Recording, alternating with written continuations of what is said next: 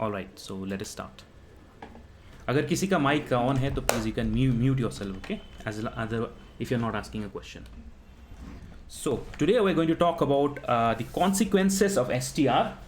What are the obvious consequences of special theory of relativity? So, but let me first once again mention to you the postulates of STR. थोड़ा सा 5 minute लेकर के एक बार postulates of STR mention कर देते हैं और उसके बाद we will derive the consequences of STR. Postulates of special का मतलब है it is only for relevant for inertial systems. Special theory of relativity. Just two postulates, two constructs, that is all. First postulate is that all physical laws are valid in all inertial. Yes, all physical laws, चाहे वो mechanical laws हो, electromagnetic laws हो, statistical, thermodynamical laws हो, all are valid across all inertial frames of reference. First postulate. Second, velocity of light is not just some velocity of some special particle. It has a special significance in this particular theory, and the significance is that the velocity of light in vacuum remains same in all inertial frames of reference. In vacuum is a constant and is same for all inertial observers. These are the very two simple postulates of STR. Now, based on these postulates, हमने क्या किया था last time in our previous lecture? We deduced a new sort of a transformation equation between two relative observers, and that transformation equation is known as Lorentz transformations.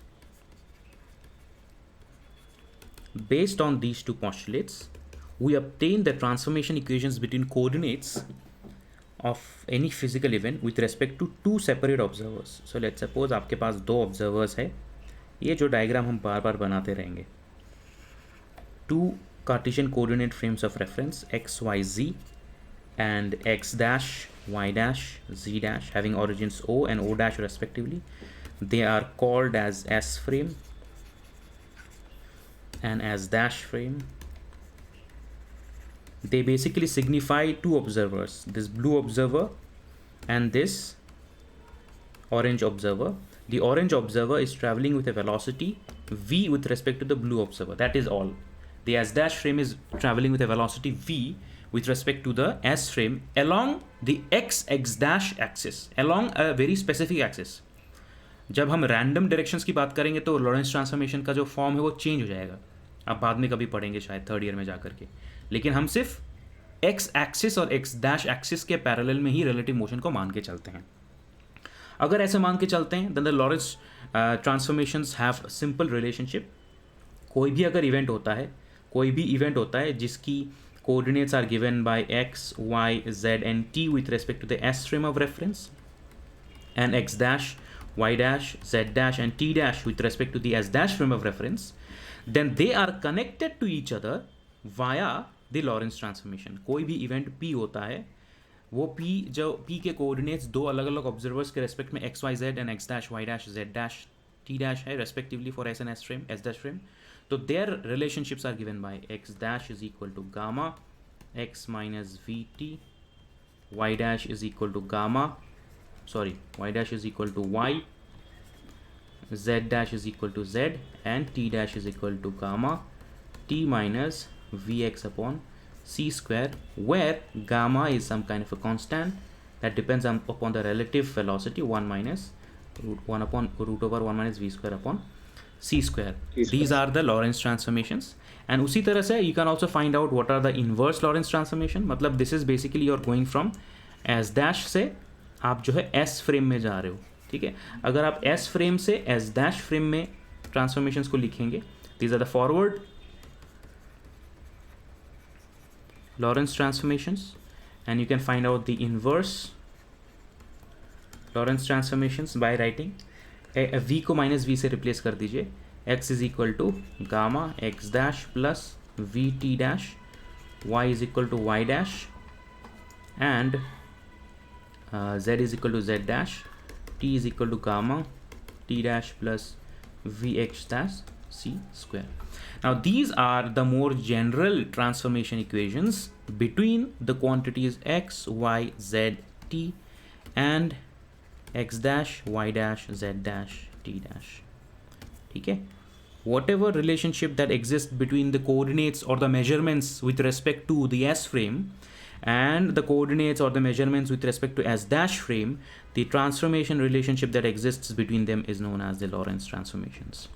Now, a very interesting behavior of the Lorentz transformation is that if you take a particular situation where the velocity, the relative velocity is very, very less compared to the speed of light, under that situation, you get that x dash, under that situation, you get that x dash is equal to x minus vt, y dash is equal to y, z dash is equal to z, t dash is equal to t. This is nothing but the Galilean transformations, which you have studied in Newtonian mechanics. Galilean transformations. So that means the Galilean transformations are a very special case of Lorentz transformations when the velocities are very, very less compared to the speed of light. However, if velocities are great enough to be comparable to the speed of light, then you cannot use the Galilean transformations. You will have to use the Lorentz transformations. All right. Now, आगे बढ़े? Yes, sir.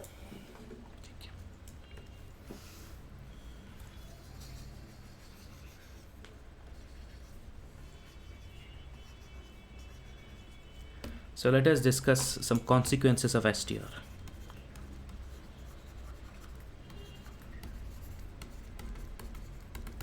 सबसे पहले let us discuss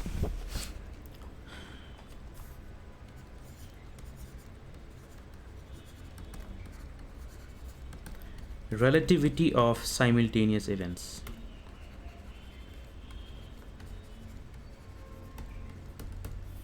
Okay. Relativity of simultaneous events. Simultaneous events मैंने आपको एक बार बताया था कि वो होता है जो किसी ऑब्जर्वर के रेस्पेक्ट में एक ही टाइम पे होता है. एक ही टाइम पे अगर दो इवेंट होता है उसको बोलते हैं साइमल्टेनियस इवेंट्स. अगर एक ही टाइम पे दो चीज़ें होती हैं they are known as simultaneous events. Again same चीज़ें हैं, ठीक है. X Y Z, x dash ऐसे बनाया ना मैंने, x dash Y dash Z dash. यहाँ पे जो है ये ऑब्जर्वर वी वेलोसिटी के साथ मूव कर रहा है, ठीक है. सेम कंस्ट्रक्शन है, बार बार मैं उसी को बनाऊंगा. लेट्स सपोज इन दोनों ऑब्जर्वर्स के लिए दो इवेंट होते हैं.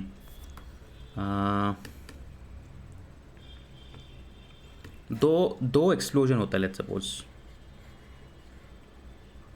दिवाली के टाइम पे पटाखे फूट रहे हैं, लेट्स सपोज, है ना, और दो पटाखे एक साथ फूटते हैं इन डिफरेंट लोकेशंस. एक को बोलते हैं इवेंट ए, दूसरे को बोलते हैं इवेंट बी, ठीक है. दो एक्सप्लोजन्स होते हैं इन टू डिफरेंट लोकेशंस. दो एक्सप्लोजन्स होते हैं in two different locations.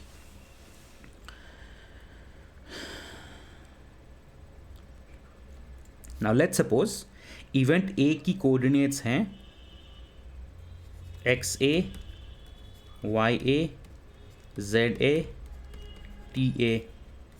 Event B के कोऑर्डिनेट्स हैं X B, Y B, Z B, T B with respect to S frame. और इवेंट ए के कोऑर्डिनेट्स है X A dash, Y A dash, Z A dash, T A dash. And event B के coordinates है x B dash, y B dash, z B dash and T B dash with respect to S dash frame. दोनों observers के लिए अलग अलग measurements हैं. दोनों observers के लिए अलग अलग मेजरमेंट्स है. Now let's suppose both events A and B are simultaneous with respect to S frame. इस बंदे के लिए दोनों इवेंट एक ही साथ हुआ है एक ही टाइम पे. साइमल्टेनियस होने का मतलब है that it happens simultaneously at the same time they have happened. ठीक है. Now if both events are simultaneous with respect to the blue observer, the as frame of reference, okay, for the S frame of reference. Now let us use the Lorentz transformation. Let us more specifically use the fourth equation. ठीक है, इन equations को हम नाम दे देते हैं. First equation, second equation, third equation and fourth equation. ठीक है. Let us more specifically use the fourth equation. Fourth equation अगर हम यूज़ करेंगे तो for both the events, for event A, fourth equation will give us t A dash is equal to gamma T A minus v x A upon C square. ठीक है. And for event B, T B dash is equal to gamma T B minus x v x B Vxb upon c square. All right. So now the difference between both tb dash minus ta dash is equal to gamma tb minus vxb upon c square minus gamma ta minus vxa upon c square. So this is equal to gamma TB minus TA minus gamma रह जाएगा ना यहाँ पे, gamma V upon C square X B minus x A, है ना, minus gamma V upon C square X B minus x A. Alright. अभी मैंने आपको क्या बताया, that let's suppose both events A and B are simultaneous with respect to each other. That means that is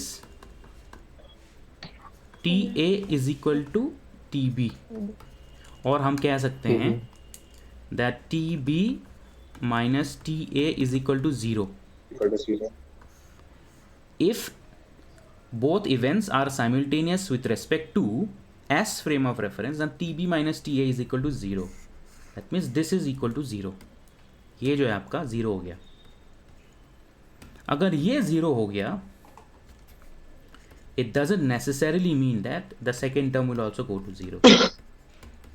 Because as I said, there are two events happening at two different locations. They are simultaneous but they are happening at two different locations. अगर एक ही जगह पे दो event होगा एक साथ तो इसका मतलब it's the same event, not two different events. तो अगर वो एक ही साथ हो रहा है वह दो अलग अलग जगहों में हो रहा है, then xb minus xa is not necessarily equal to 0.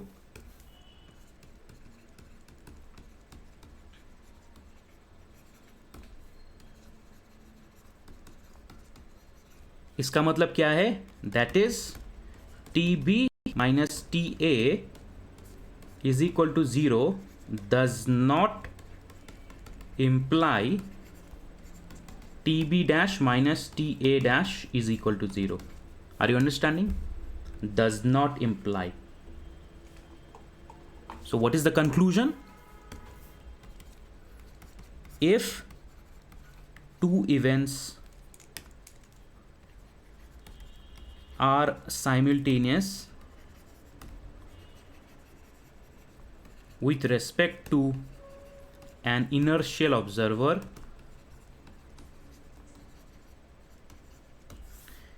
it does not mean that they are also simultaneous with respect to another inertial observer. Understood?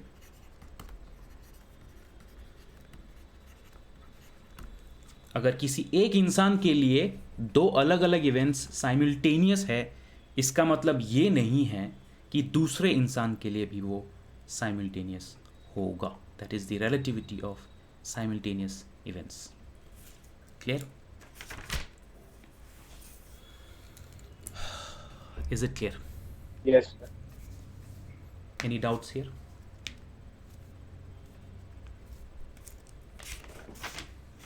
Any doubts?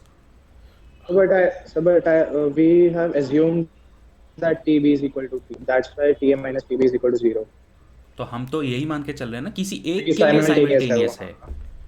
इसका अच्छा, मतलब किसी ये नहीं एक है के कि लिए। दूसरे के लिए साइमल्टेनियस होगा। ओके। सेम चीज मैं प्रूव कर सकता हूं कि अगर एक इंसान के लिए दो इवेंट साइमल्टेनियस नहीं है, डजंट मैटर कि इन द यूनिवर्स कोई ऐसा ऑब्जर्वर ना होगा जिसके लिए वो साइमल्टेनियस ना हो भी सकता है।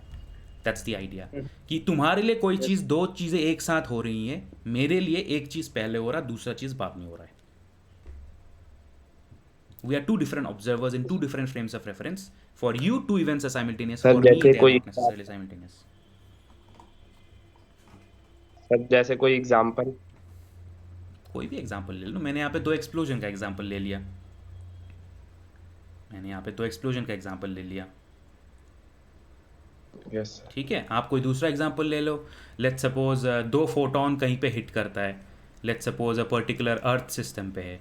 एक फोटोन जो है अर्थ को हिट करता है, दूसरा फोटोन अर्थ से जो है मतलब एक ग्लास में हिट करता है, दूसरा फोटोन अर्थ से रिलीज होता है। बट एक पर्टिकुलर ऑब्जर्वर के लिए दोनों इवेंट्स अलग अलग टाइम पे हो सकता है।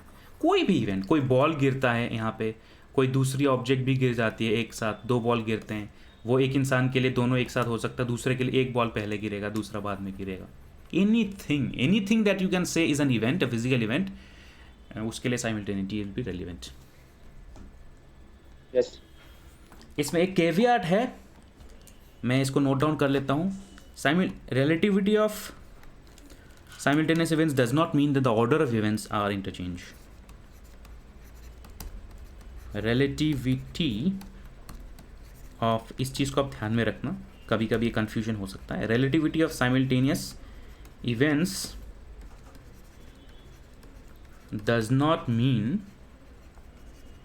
that the order of events are interchanged. Order कभी इंटरचेंज नहीं होगा। ये आपने शायद पढ़ा होगा कभी बहुत बड़े बड़े आर्टिकल्स में कि Einstein got rid of simultaneous events but did not get rid of cause and effect. इसका मतलब ये है कि अगर एक इवेंट ए होता है और एक इवेंट इसके बाद बी होता है, तो आपको ऐसा ऑब्जर्वर ज़रूर मिलेगा जहाँ पे ए और बी एक साथ होते हैं, बट ऐसा कोई ऑब्जर्वर नहीं मिलेगा जहाँ पे बी ए से पहले होता है। Please keep that in mind. Causality is never violent. Sir ये रिपीट करना समझ में नहीं आया सर ये। इसका मतलब ये है कि अगर एक इवेंट ए पहले होता है और बी बाद में होता है, कुछ भी मान लो यार इवेंट, कोई फोटोन गिरा, कोई बॉल गिरा, कोई एक्सप्लोजन हुआ, बल्ब जी जली, सर। कुछ भी हुआ, इवेंट मतलब कुछ भी। तो अगर एक इवेंट यस ए सर, पहले आगे। होता है और दूसरा बाद में होता है, तो according to the relativity of simultaneous events आपको कोई ऐसा ऑब्जर्वर ज़रूर मिल सकता है जहाँ पे दोनों एक साथ हो रहे हैं, लेकिन ऐसा ऑब्जर्वर कहीं नहीं मिलेगा जहाँ पे दूसरा इवेंट ए से पहले होता है। ऑर्डर कभी इंटरचेंज नहीं होगा। ओके सर, जो सीक्वेंस गया ऑफ सर। ऑर्डर है वो कभी इंटरचेंज नहीं होगा। तो इसका मतलब मतलब बराबर हो सकते हैं लेकिन चेंज नहीं होंगे। हाँ, तो इसी में समझ लो कि जो है टाइम उल्टा नहीं जाएगा। मतलब समझ लो, मतलब अगर एक बॉल किसी एक के लिए पहले गिरा, दूसरा बाद में गिरा, तो किसी ऑब्जर्वर के लिए दोनों बॉल साथ में गिर सकते हैं, लेकिन पहला एक से पहले नहीं गिरेगा। सॉरी, दूसरा पहले से समझ नहीं गए पहले सर। नहीं गिरेगा। तो sequence of orders are never sir interchanged. Sir true event फिर कौन सा होगा? क्या चीज़? मतलब सर जैसे आपने कहा कि दो बॉल गिर रहे हैं, तो जो रियलिटी में कौन सी चीज हुई होगी? या तो दोनों साथ में गिरे या रियलिटी दोनों कुछ एक के नहीं बाद है। एक? Reality is always with respect to an observer. तो सर सर ये आपने दोनों जो चीज चीजें हो लिखवाया सकती है, देखो यहाँ पे मैंने जो चीज़ें लिखी हैं, ये जो कोऑर्डिनेट्स लिखी है, आपने नोटिस किया होगा वो किसी ना किसी ऑब्जर्वर के रेस्पेक्ट में हैं। है। आप जब सर, बोलते हो आपने फिर तो रियलिटी, आखिरी में एक line second let me answer this. आप जब बोलते हो कि रियलिटी के रेस्पेक्ट में, तो हमेशा रिलेटिविटी में जो है, देखो मैं ये एक फंडामेंटल इशू है जो बच्चे फेस करते हैं। मैं अभी आपको थोड़ा सा क्लैरिटी देता हूँ। जब आप न्यूटनियन मैकेनिक्स में हैं तो आप ऐसे इमेजिन करते हो कि यही हो रहा है, आप ऑब्जर्वर के पर्सपेक्टिव से इमेजिन नहीं करते हो। You are not habituated to think of the perspective of an observer. आप बोलते हो कि यही हो रहा है, this is the reality.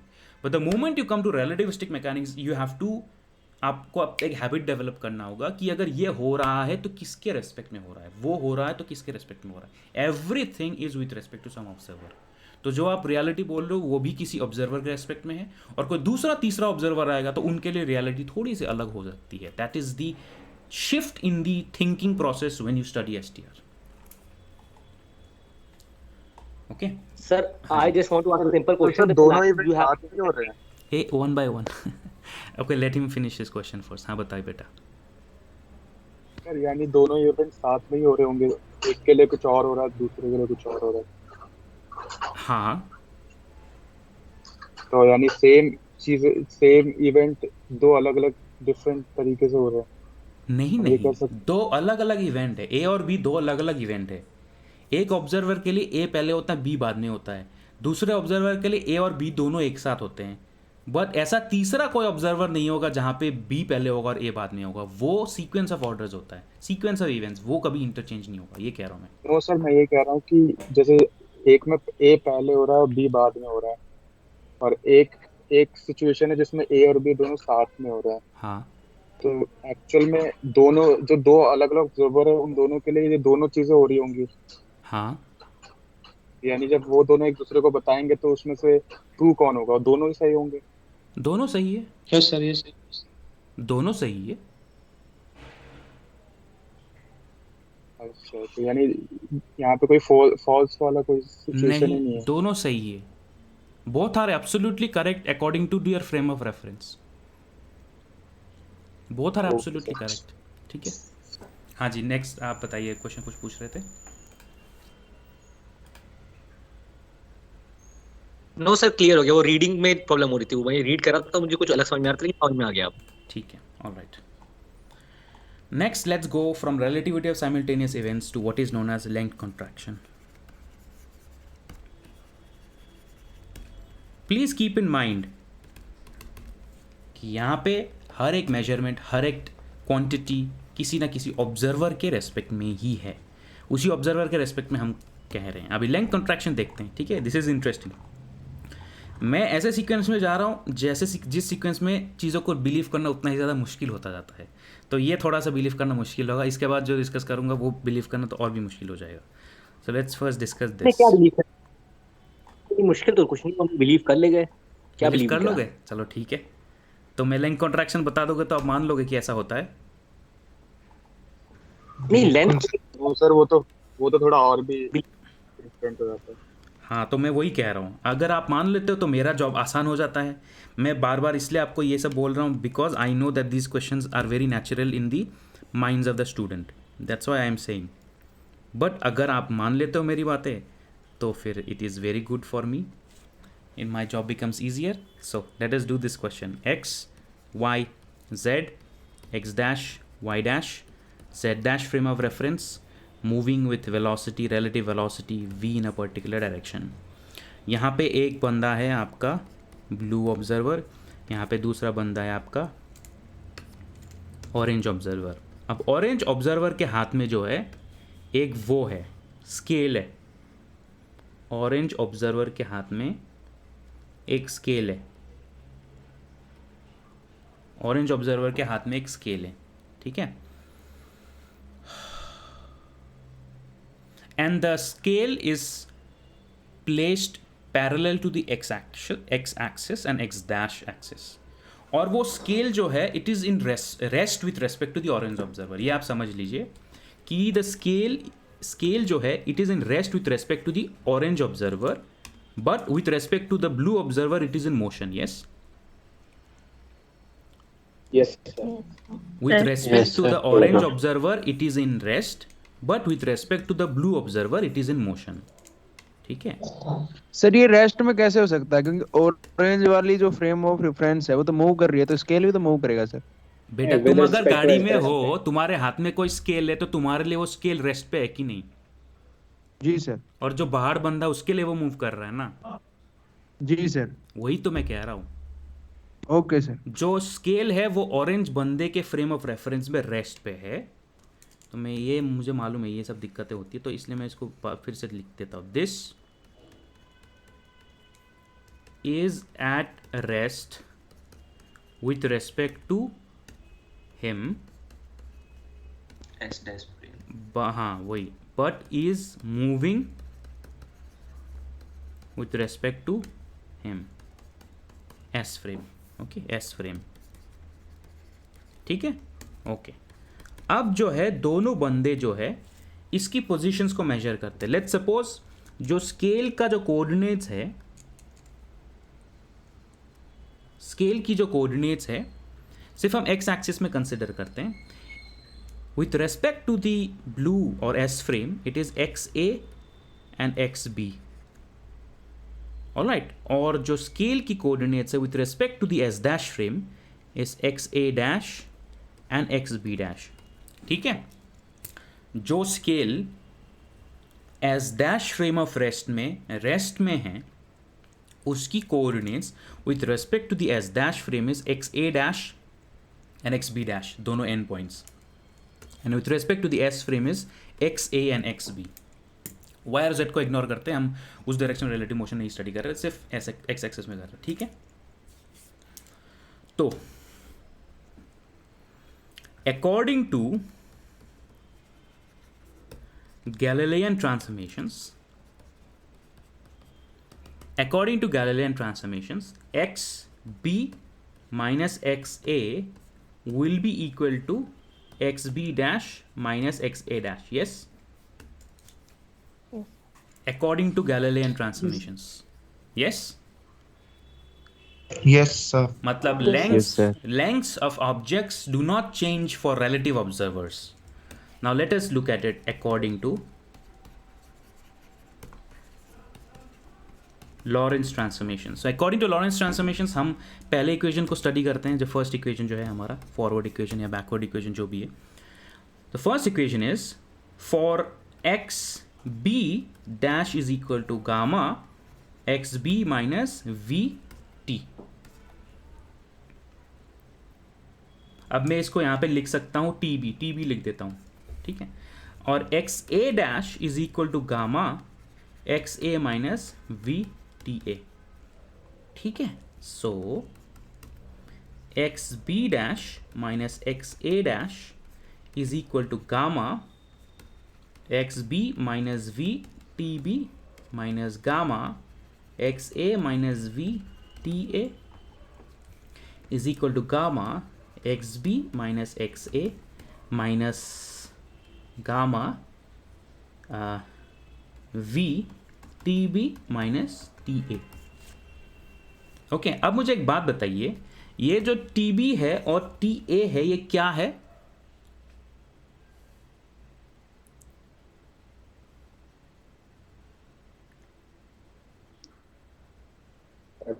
X frame के respect Time with respect.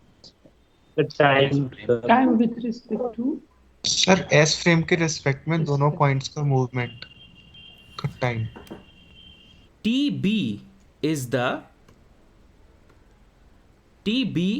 the time at which the blue observers measures the point B, and TA is the time at which the blue observer measures the point A.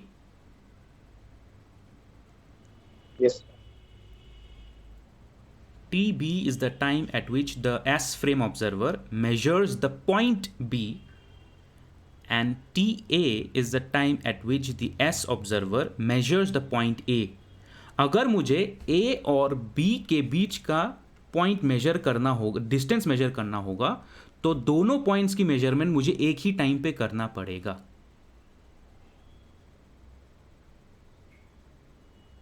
अलग अलग time पे नहीं कर सकता हूं मैं।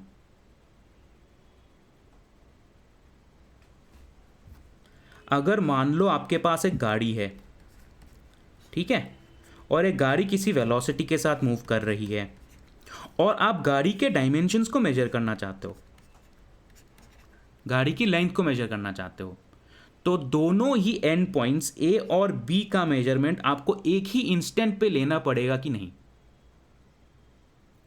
अगर आप एक इंस्टेंट पे आप ए को मेजर करोगे और दूसरे इंस्टेंट पे आप बी को मेजर करोगे, तो वो तो गाड़ी की गलत लेंथ बताएगी ना। Yes, sir.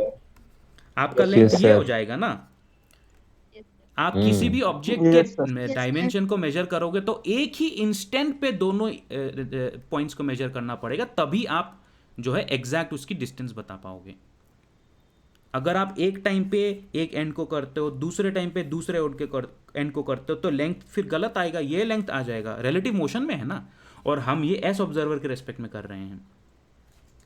तो इसीलिए इट इज नेसेसरी कि जब आप लेंथ की मेजरमेंट करो तो एक ही इंस्टेंट पे करो। मान लो कि ये गाड़ी चल रही है और अपने हाई स्पीड कैमरे से फोटो खींच लिया, और फोटो खींच के उस फोटो से आपने गाड़ी का लेंथ मेजर किया। इसका मतलब क्या हुआ, एक ही इंस्टेंट पे आपने पॉइंट ए और पॉइंट बी दोनों का मेजरमेंट किया, तब जाके आप इसकी डायमेंशन को कैलकुलेट कर रहे हो। This is clear? Yes, sir. Okay, so therefore इसको मैं थोड़ा लिख देता हूं यहां पे। T A, t B and t A are the times at which the blue or S frame observer Yes, sir. measures the coordinates Yes, sir. इसे पढ़ ले। XA, measures the coordinates XA and XB. Measurement must be simultaneous. Measurement must be simultaneous. दो अलग अलग points पे आप नहीं कर सकते। Measurement must be simultaneous. Hence, TB must be equal to TA. Okay, if TB is equal to TA, then this automatically goes to 0. This is gamma XB minus XA. Okay, so let us look at this expression. XB dash minus XA dash is equal to gamma XB minus XA. अब मुझे एक बात बताइए, XB dash minus XA dash is the length of the rod in the moving frame or in the rest frame, or with respect to the moving frame or with respect to the rest frame? With respect to moving frame. अरे यार, moving frame. XB dash minus XA dash, ध्यान से सुनो, is the length of the rod with respect to the moving frame or with respect to the rest frame? Moving frame के respect. अरे अब फिर से वही गलती, मैंने अभी तुम्हें Rest बताया frame. कि तुम गाड़ी में हो, तुम्हारे हाथ सर में रेस्ट बिकॉज तभी अपने Rest जी frame टीबी के इक्वल टू हाँ, x b minus x a is the length with respect to the moving frame. Moving frame. Yes. आप इसको ऐसे मत सोचो कि s फ्रेम रेस्ट पे है और s डैश फ्रेम मूव कर रहा है। अगर s डैश फ्रेम s के रेस्पेक्ट में मूव कर रहा है तो s फ्रेम भी s डैश फ्रेम के रेस्पेक्ट में पीछे जा रहा है।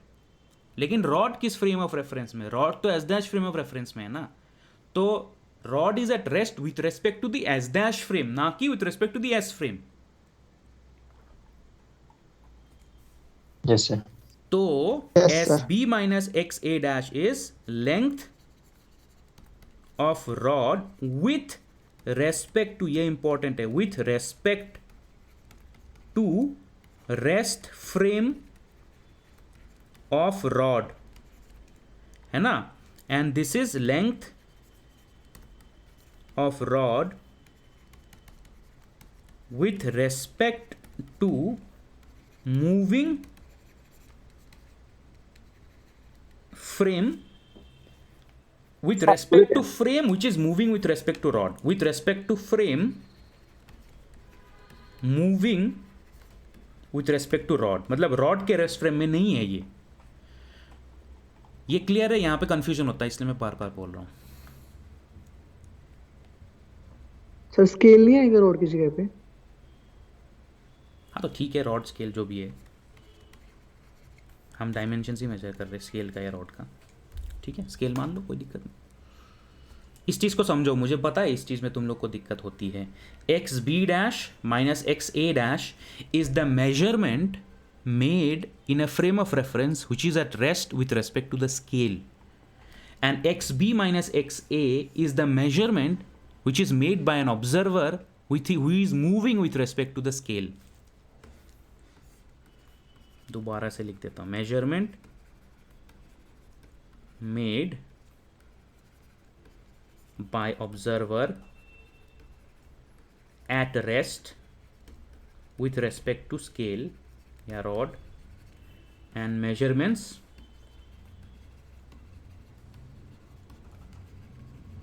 made by observer moving with respect to rod या scale. Is it clear? Yes. Yes, sir. Okay. The length which is measured with respect to rest is given a special name. It is known as proper length. जो भी quantity rest में major किया जाता है, मतलब उस object या उस इवेंट के रेस्ट फ्रेम में मेजर किया जाता है, उसको कहते हैं proper length. It's a very important term. Proper length क्या होता है? Proper length of an object is the length measured by an observer in its rest frame of reference.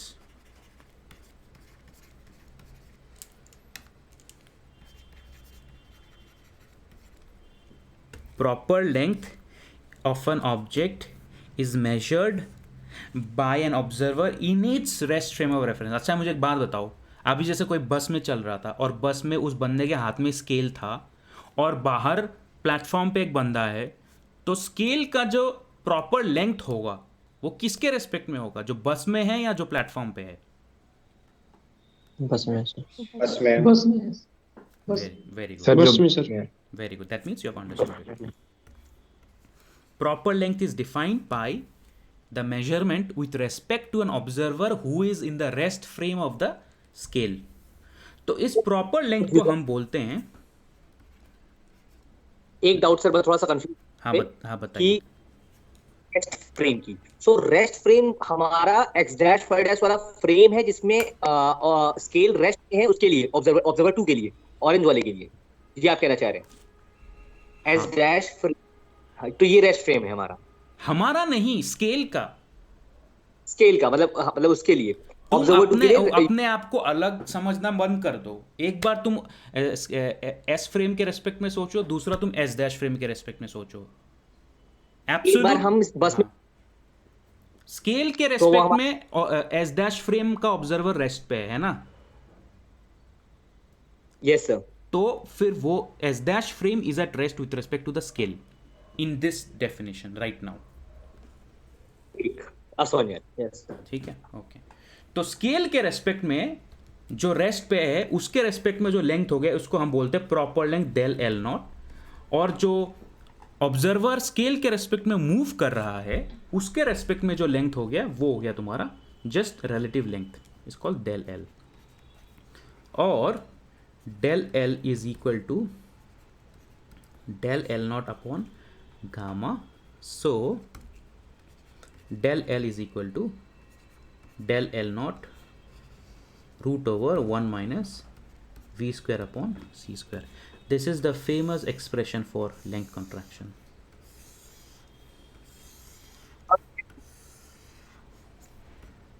This is something that you need to remember, okay? Memorize it. This is the length contraction.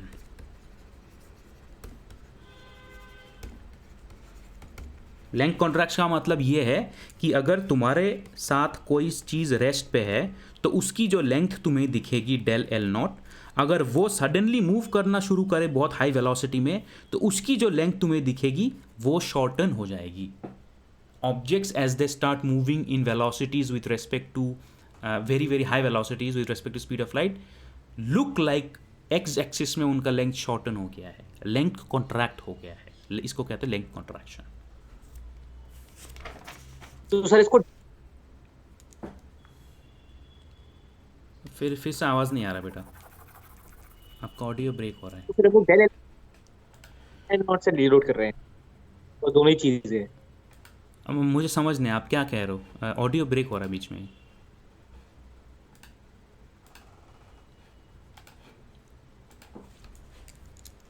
Audio is breaking, what are you saying?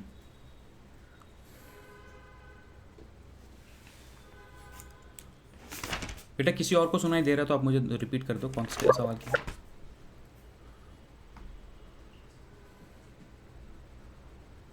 नहीं समझ में आया। बेटा आप chat में लिख दो, मैं थोड़ी देर में इसको दोबारा देख के मैं आपका आंसर कर दूंगा। चैट में लिख दो, ठीक है? अगर ऑडियो में कोई इशू है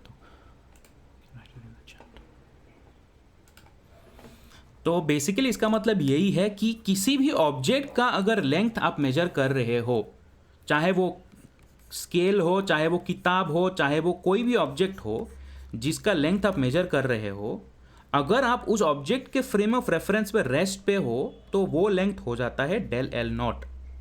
लेकिन अगर आप ऐसे में हो कि जहाँ पे आपके रेस्पेक्ट में वो ऑब्जेक्ट बहुत हाई वेलोसिटी के साथ मूव कर रहा है, तो आप जो इसका लेंथ मेजर करोगे वो है del L, and del L is related to del L naught by 1 minus we square by C square del L naught. इसका मतलब ये है कि del L is less than del L naught, del L is less than del L naught. Objects as they travel in very high velocities appear to shorten its length along the direction of relative motion.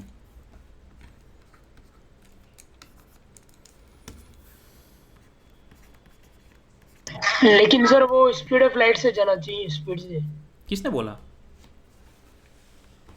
ऐसा नहीं है sir. मैंने तो यहाँ पे इसको v माना है ना, इसको तो मैंने v माना है, मैंने थोड़ी ना बोला इसको c है।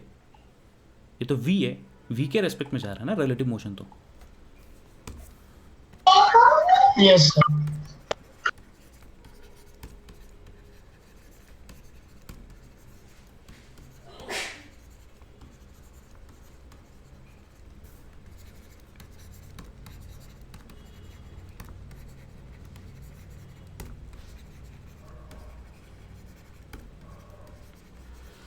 Objects, when they travel at very high speeds, appear as if their length has contracted.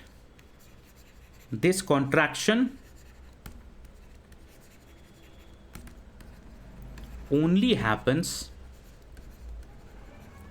along the direction of relative motion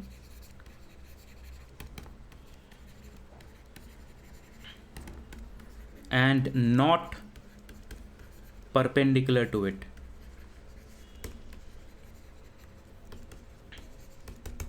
इसका मतलब ये है जिस डायरेक्शन में रिलेटिव मोशन हो रहा है, हमने यहाँ पे एक्स कंपोनेंट को स्टडी किया है, उसी डायरेक्शन में कॉन्ट्रैक्शन होता होगा।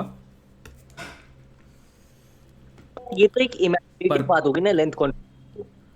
यार इमेजिनरी नहीं है। मैं अब देखो तुम फिर वही बात कर रहे हो। स्टार्टिंग में मैंने तुम्हें बोला था कि तुम्हें एक्सेप्ट करने में डिफिकल्ट होगा, तुम कह रहे थे सर तो हम तो बिलीव कर लेंगे, अब तुम बोल रहे हो इमेजिनरी है।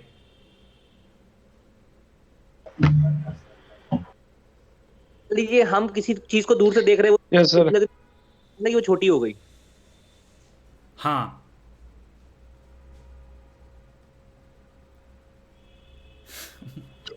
सर वैसा ही जैसे हम जैसे दूर गाड़ी खड़ी है तो वो छोटी दिखती है, वैसा है अरे क्या? नहीं यार, वो ऐसा नहीं है। नहीं नहीं रियलिटी में नहीं होना। अरे यार मुझे मालूम है इसलिए मैं कह रहा हूँ। मैं ये कह रहा हूँ कि आपको अगर आपके हाथ में कोई स्केल है, उसकी जितनी लेंथ होगी, और अगर वो स्केल आपके रेस्पेक्ट में बहुत हाई वेलोसिटी में मूव कर रही होगी, वही सेम स्केल उसका लेंथ मेजर करोगे तो दोनों सेम नहीं होगा। It will appear short in the direction of relative motion and it is real, it's not imaginary. आपके रेस्पेक्ट में उसकी डायमेंशंस कम होंगी। और क्या why can not it be, क्यों नहीं हो सकता? What is preventing it? हाँ तो ऑब्जेक्ट अपने फॉर्म में वो मतलब आप तो हम लोग अपने परसेप्शन से ले रहे हैं ना कि हमारे रिलेटिव, हमारे अकॉर्डिंग, मतलब हमसे अगर वो तब बता रहे हैं। यस यस यस, ऑब्जेक्ट के पर्सपेक्टिव में तो वो खुद अपने में रेस्ट में है। मैं एक एग्जांपल देता हूँ,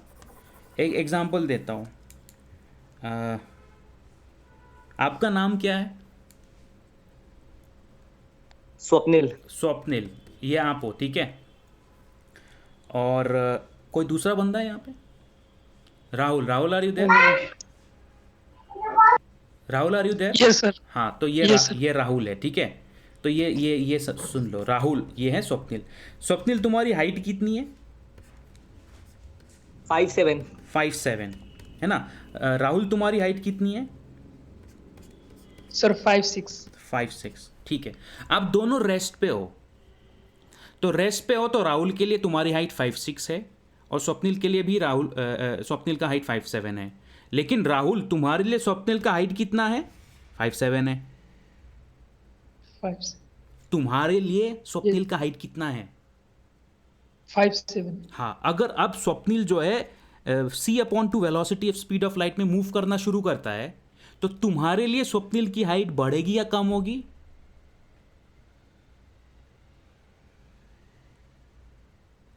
सर लेंथ अट्रैक्शन के साथ तो आई एम घटेगी। आस्किंग राहुल, एक second, I am asking Rahul. Rahul yes, tell sir. Me, तुम्हारे लिए स्वप्निल की हाइट बढ़ेगी या घटेगी? सर घट जाएगी सर। घट जाएगी। अब स्वप्निल तुम बताओ, तुम्हारे लिए तुम्हारी हाइट घटेगी या बढ़ेगी? सर मेरे लिए तो मेरी हाइट वैसी ही रहेगी ना। बस वही कह रहा हूं मैं। Try to think in terms of the Why- observer, कि कौन ऑब्जर्वेशन कर रहा है। राहुल के सर लिए वही तो तुम्हारी पूछना हाइट चाह घट रहे हैं कि रही है। राहुल के लिए कम क्यों हुई? This is a conclusion of the Lorentz transformations. क्यों हुई मतलब क्या? It comes fundamentally as a result of the second postulate. Sir कम अगर हुई। स्वप्निल की हाइट कम होती है तो उसकी फिर अगर वॉल्यूम का क्या होगा? वॉल्यूम उसकी कंजर्व रहेगी कि वो भी कम लगेगी हमें? Volume is not a conserve quantity. Volume में भी चेंज सर बट यहाँ बात तो हाँ, क्या कह रहे हो? सर वेट का क्या होगा? विथ नहीं चेंज होगा। डायपर पे लिखा ना, not perpendicular to terrace. Perpendicular direction में कोई चेंज सर नहीं। तो सर उसकी हाइट तो वॉल्यूम उतनी- चेंज नहीं होगी? सर अरे wait, एरोप्लेन अगर- वाला एग्जांपल सही है क्या? जब एरोप्लेन अरे वो एक-एक करती है टेक ऑफ please, एक-एक करके यार, एक-एक करके let me clarify one by one. Perpendicular direction में कोई चेंज नहीं है, तो विथ में कोई चेंज नहीं आएगा, हाइट में चेंज आएगा, तो वॉल्यूम में भी आएगा, डेंसिटी में भी आएगा। मैं Yes, शायद sir. नेक्स्ट क्लास में ये भी दिखाऊंगा कि मास में भी आएगा। बहुत सारी चीज़ों में आएंगी और कुछ चीज़ों में नहीं आएंगी। वॉल्यूम डेंसिटी सेम नहीं रहता है। कोई लॉ थोड़ी ना है जो बोलता है कि वॉल्यूम डेंसिटी कांस्टेंट होना पड़ेगा। कोई लॉ नहीं है। मास में भी नहीं आएगा। आपका वजन भी बढ़ जाएगा। अगर अभी 80 किलो के हो तो कभी 120 किलो के हो जाओगे, according to Rahul, not according to you, because you are always at rest with respect to you. हाँ तो सर जब एक्चुअल मेरी बात करी जाएगी किसी थर्ड ऑब्जर्वर की पर्सपेक्टिव से, यहाँ पे एक्चुअल कुछ नहीं होता। रिलेटिविटी में it is always with respect to an observer. Rahul के लिए तुम्हारी हाइट होगी 5'0", तुम्हारे लिए तुम्हारी हाइट है 5'7", समझ रहे हो? Everything is relative to an observer. यही मैं स्टार्टिंग से बता रहा हूँ। There is a shift in the mindset when you go from Newtonian to STR. Newtonian में एवरीथिंग इज एब्सोल्यूट, इसलिए मैंने 2 लेक्चर पहले बोल भी रहा था, ये भी एब्सोल्यूट है, वो भी एब्सोल्यूट है, हर चीज़ एब्सोल्यूट है। रिलेटिविटी में एवरीथिंग इज रिलेटिव। राहुल के लिए तुम्हारी हाइट 5 हो गई, 4 हो गई, 2 हो गई, तुम्हारे लिए तुम रेस्ट पे हो हमेशा, तो तुम्हारे लिए 5'7" ही रहेगी। तुम कुछ नहीं एक्सपीरियंस करोगे अपने बॉडी में। राहुल जब मेजर करेगा तुम्हारी हाइट, तो तुम्हारी हाइट 5 से कम, 5 से कम आएगी। ये राहुल को मेरी हाइट लग भी रही तो उससे कोई फर्क ही नहीं पड़ रहा है, क्योंकि उससे क्या फर्क पड़ रहा है? अरे उसकी मेजरमेंट्स पे फर्क पड़ रहे हैं ना, उसकी कैलकुलेशंस में फर्क पड़ रहा है ना। उसकी मेजरमेंट्स में एरर नहीं शो होगा, बस इतना है। क्या मतलब कि अगर राहुल मेरी हाइट 5 कैलकुलेट कर रहा है या 5 मान रहा है तो वो सही है उस चीज में। He is right in his perspective, वो अपने कैलकुलेशंस में करेक्ट है, तुम अपने कैलकुलेशंस में करेक्ट हो। लेकिन अब तुम्हें ये लग रहा है कि ये एक एक्चुअल है। मुझे पता है तुम्हें क्या कंफ्यूजन है। तुम्हें लग रहा है कि तुम्हारा लिए तुम एक्चुअल में हो, राहुल का कैलकुलेशन इल्यूजन है। ऐसा नहीं है। राहुल का calculation be as real as your calculations, and this will create genuine problems. Paradox की तरह है। It's not a paradox. It is resolved by this formula. Paradox वो होता है जो रिजॉल्व नहीं कर सकते। रिजॉल्व जो नहीं कर सकते हैं, ट्विन पैराडॉक्स पढ़ोगे, बार्नलेगर पैराडॉक्स पढ़ोगे, उसको पैराडॉक्स बोलते हैं। This can be easily resolve by this formula. This is a calculation with respect to Rahul, this is a calculation with respect to Swapnil. तो इसमें पैराडॉक्स कहाँ से आ गया? आपकी प्रॉब्लम ये है कि आप सोच रहे हो कि एक एक्चुअल है, दूसरा इमेजिनरी है। आपके माइंड में ये है, यू आर थिंकिंग कि एक रियल है, दूसरा इमेजिनरी। ऐसा कुछ नहीं है, कुछ रियल नहीं है, कुछ इमेजिनरी नहीं है। हर एक चीज किसी ना किसी ऑब्जर्वर के रेस्पेक्ट में एक मेजरमेंट है। That's it. Everything is a measurement with respect to some observer. तुम्हारे लिए तुम्हारी हाइट का मेजरमेंट कुछ है, राहुल के लिए तुम्हारी हाइट का मेजरमेंट कुछ है, उसी तरह से राहुल के लिए राहुल की अपनी हाइट का कुछ मेजरमेंट होगा और तुम्हारे लिए भी राहुल की हाइट का कुछ मेजरमेंट होगा। तुम्हारे लिए राहुल का हाइट भी 5-6 नहीं रहेगा, कम हो जाएगा, 4 हो जाएगा। Are you understanding? So everything is a measurement with respect to an observer. Observer becomes part of the measurement calculations. Sir मैं क्या सोच रहा हूँ सर, जब कोई प्लेन है वो टेक ऑफ करता है तो जैसे वो दूर जाता है हमें छोटा दिखाई देता है क्योंकि उसकी स्पीड बढ़ती जाती है, तो ये सही है क्या ये? अरे नहीं सही है यार, क्या बात कर रहे हो? वो दूर जाता है इसलिए छोटा दिखाई देता है ना। तो सर मूव करेगा तो दूर तो जाएगा सर। हाँ तो that's nothing to do with ST यार। दूर जाएगा तो छोटा दिख रहा है ना यार, तुम्हारी आंख ये है। हाँ कोई चीज़ तुम्हारे पास में है तो बड़ा दिखता है, कोई वही सेम चीज़ दूर चला जाएगा तो छोटा दिखेगा ना यार। वो तो सिंपल ऑप्टिक्स वाली बात हो गई। मतलब तुम्हारे आंखों के सामने कोई छोटी चीज़ भी बड़ी दिखेगी और तुम्हारे दूर कोई बड़ी चीज़ भी छोटी दिखेगी। वो इसलिए क्योंकि तुम्हारे जो angular displacement on your retina is different for both cases. But इसका मतलब ये नहीं कि दोनों का डायमेंशन चेंज हो गया। It is not the same as what I am discussing.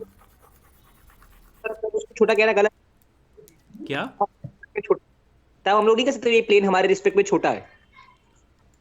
अरे यार तुम अगर तुम इस ऑब्जेक्ट का मेजरमेंट करोगे based on theta and based on whatever, उस ऑब्जेक्ट का मेजरमेंट तो उतना ही रहेगा ना जो तुम्हारे पास में था।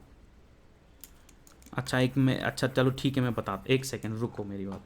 अरे ये तुम्हारा प्लेन है, ठीक है, ये प्लेन यहाँ पहुँच गया, ये तुम्हारी आँख है, ठीक है। अब तुम ये जो भी मेजरमेंट करोगे, इसका जो लेंथ है और ये जो मेजरमेंट करोगे, ट्रिगोनोमेट्री से दोनों का लेंथ बराबर ही होगा यार, अलग क्यों होगा? दोनों अगर रेस्ट पे, let's suppose. So this is not what I am talking about. I am only saying कि अगर एक रेस्ट पे है और दूसरा मोशन पे है, अगर यहाँ पे एक रेस्ट पे और दूसरा वही सेम मोशन पे, तब क्या फर्क होगा इनके बीच में?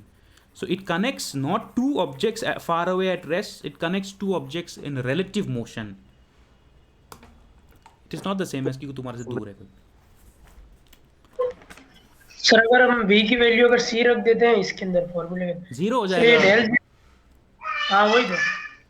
हाँ तो वो अगर कोई, हाँ तो 0 है।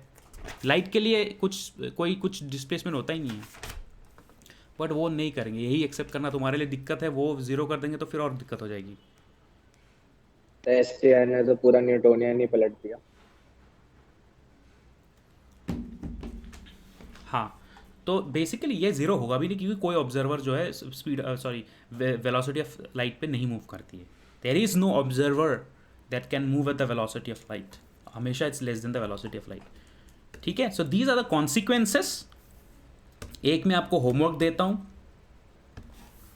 इसको आप घर पे करना, मैं भी कर सकता हूँ, but I think it's better that you do it yourself. Inclined rod, find out the length and inclination of a rod inclined at an angle to the direction of relative motion.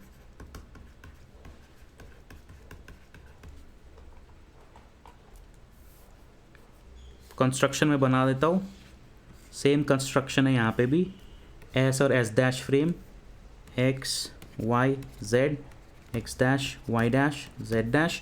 यहाँ पे अगर तुम्हारे पास एक rod है, ठीक है, इस rod की जो लेंथ है with respect to S dash वो है डेल एल नॉट, इसका जो इंक्लिनेशन है वो है थीटा। तो आपको फाइंड आउट करना है डेल एल कितना होगा और ये थीटा नॉट है लेट्स सपोज, तो थीटा कितना होगा। मतलब what is the length of the rod with respect to this observer and what is the inclination of the rod with respect to this observer. जबकि यहाँ पे जो ऑब्जर्वर्स है उसके लिए del L naught and theta naught है। Question समझ में आ गया?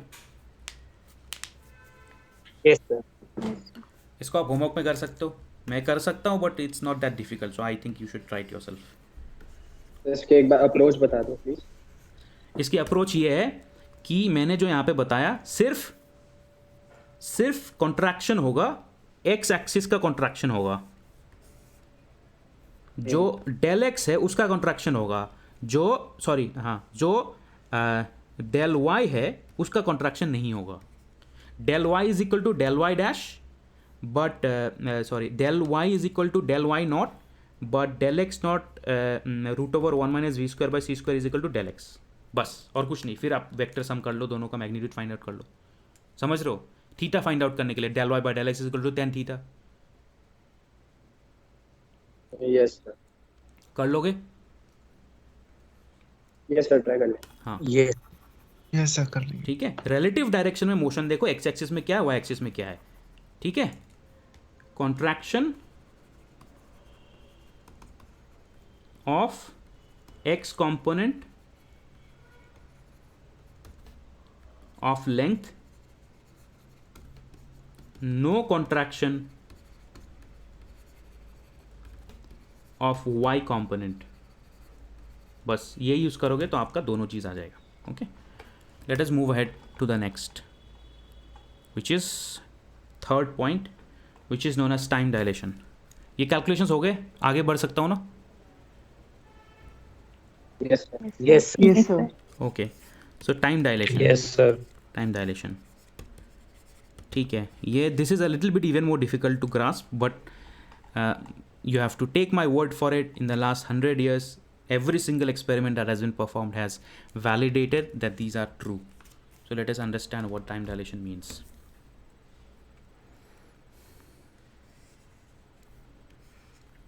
Again आपके दो सर frame एक बार ऊपर हाँ जी, एक बार ऊपर इसको हाँ सर बट अगर हम लोग किसी कॉमन आदमी के साथ समझाएंगे तो वो हम लोग को जीनियस समझेगा या तो पागल समझेगा। अरे कॉमन आदमी को छोड़ो ना, वो कॉमन क्यों है? कॉमन है इसलिए उसको कॉमन बोलते हैं ना, मतलब उसको नहीं पता कुछ चीज़ें।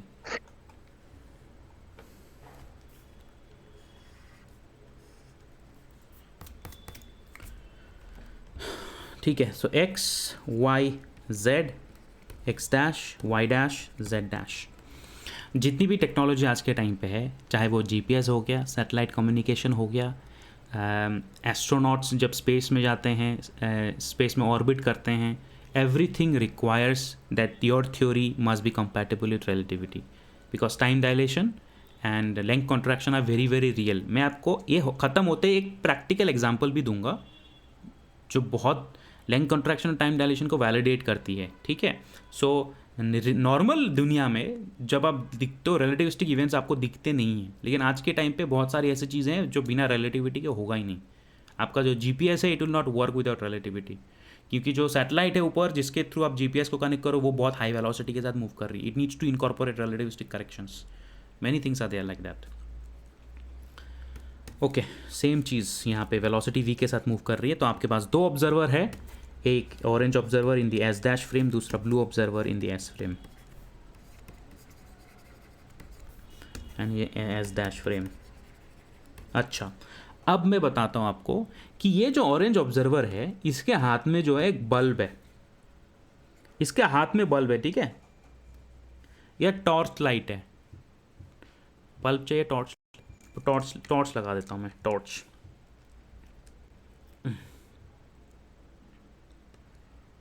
टॉर्च है इसके हाथ में एक, पहले स्केल था, अब इसके हाथ में एक टॉर्च है।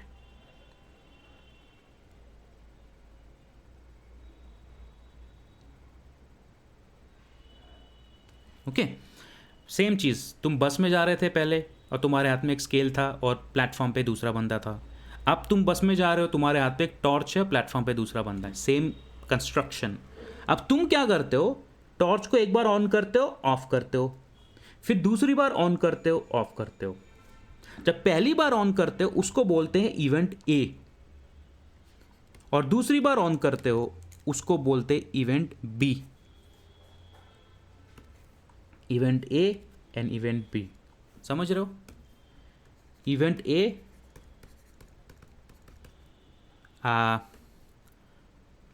First wave front corresponding to जब टॉर्च ऑन किया, और event B second wave front. Corresponding to जब दूसरी बार तुमने टॉर्च को ऑन किया. Are you understanding the setup, the construction? Yes sir. Torch को पहली बार एक ऐसे करके ऑन किया तो थोड़ा सा लाइट निकल गया, वो बोलते इवेंट ए. दूसरी बार ऑन किया तो थोड़ा सा लाइट निकला, उसको बोलते इवेंट बी. अब दोनों ही इवेंट्स के साथ कोऑर्डिनेट्स एसोसिएटेड है ना, दोनों ही इवेंट्स के साथ कोऑर्डिनेट्स एसोसिएटेड हैं. इवेंट ए के साथ भी कोऑर्डिनेट्स एसोसिएटेड है, इवेंट बी के साथ भी कोऑर्डिनेट्स एसोसिएटेड है. इवेंट ए के साथ कोऑर्डिनेट्स है X A Y A Z A T A with respect to S frame, and x a dash y a dash z a dash and t a dash with respect to S dash frame. Event B के साथ coordinates है x b y b z b and t b with respect to S frame, and event B के साथ coordinates है x b dash y b dash z b dash t b dash with respect to S dash frame. Construction is clear? Yes, sir. Okay, so according to Galilean transformations, event B minus event A का जो time period है, मतलब पहले आपने on किया फिर थोड़ी देर बाद दूसरी बार ऑन किया, तो ये दो इवेंट के बीच का जो टाइम है, मतलब what is the gap between these two events with respect to somebody in the platform is the same as the time period between these two events with respect to somebody in the bus or in the moving frame. Yes? Yes, sir. Yes, sir. Yes, sir. All right. This is according to Galilean transformations. Now let us take a look at according to Lorentz transformations.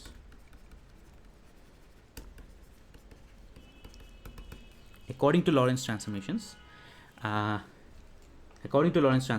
let us look at the fourth equation of Lorentz transformations. The fourth equation of the inverse Lorentz transformations. ठीक है, let us apply the inverse. दोनों ही valid है, ठीक है, दोनों ही valid है, तो inverse में हमें बस दूसरा क्वांटिटी मिलेगा. T A is equal to gamma T A dash plus V x A dash upon C, and T B is equal to gamma T B dash plus V x B dash upon C. Yes,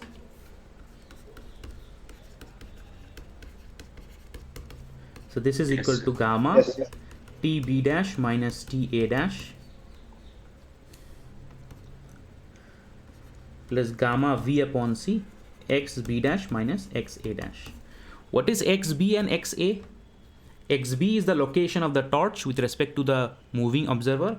x a is the location of the torch with respect to the moving observer.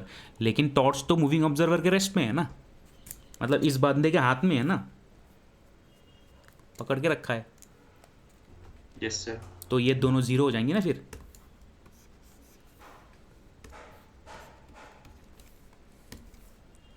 Yes or no?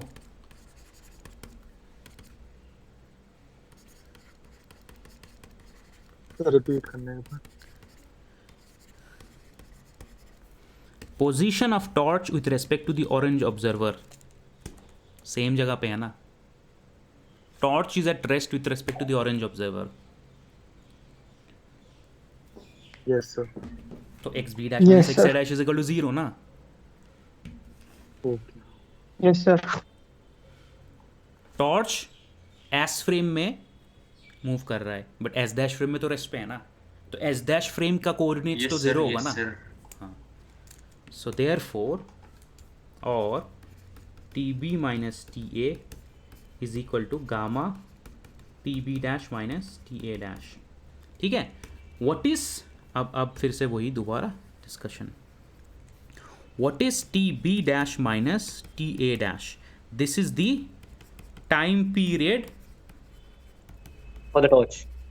between Two events both events with respect with respect to an observer to his address. at rest with respect to the events. Events के respect में observer rest पे है, इसको हम बोलते हैं proper time. जो भी टाइम का मेजरमेंट वो ऑब्जर्वर करता है जो उन इवेंट्स के रेस्पेक्ट में रेस्ट पे है, उसके लिए उसको बोलते हैं प्रॉपर टाइम। लेकिन T B minus T A जो है, this is the time period